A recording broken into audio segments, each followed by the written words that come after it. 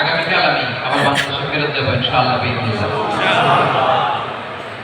তো কাতারের বিভিন্ন চমৎকার চমৎকার উদ্যোগ যেগুলো এমনিতেই কাতারের প্রতি আমাদের ভালোবাসা বাড়ায়। ওনারা কোরআনকে অনেক মর্যাদা দেন। বাংলাদেশের হাফেজে কোরআন যারা আছে ওনাদেরকে কাতারের সুন্দর সুন্দর নান্দনিক মসজিদগুলোতে মুয়াজ্জিন, ইমাম এবং খতিব হিসেবে ওনারা নিয়োগ দিয়েছেন, আলহামদুলিল্লাহ। এবং বাংলাদেশ থেকে শুধু আমি নই, আর অন্যান্য অনেক স্কলাররা এখানে দাওয়াতি ভূমিকায় অবতীর্ণ হয়েছেন, কোরআনের দাওয়াত নিয়ে এসেছেন।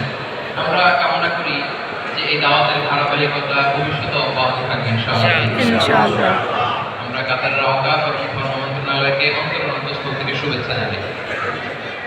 সম্মানিত ভাইরা, আজকে একটা সুনির্ধারিত টপিকে আমরা আলোচনা শুনব। আমি আপনাদেরকে অনুরোধ করবো আপনারা সুশৃঙ্খল হয়ে থাকবেন আল্লাহর রাস্তায়।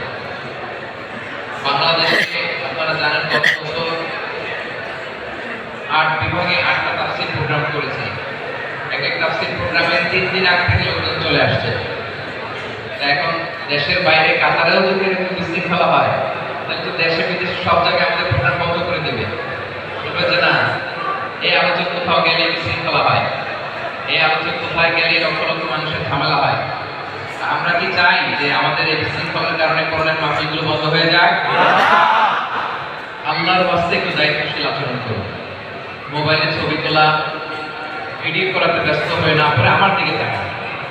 আমি দেখতে পাচ্ছি অনেকে ভিডিও তো করতেছে, আবার ঘোরায় ঘুরে দেশে দেখাইতেছে যে দেখো আজারের জন্য দেখো।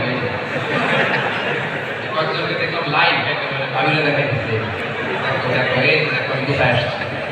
হয়েছে তো অনেকক্ষণ তো ভিডিও করলে, এবার আমার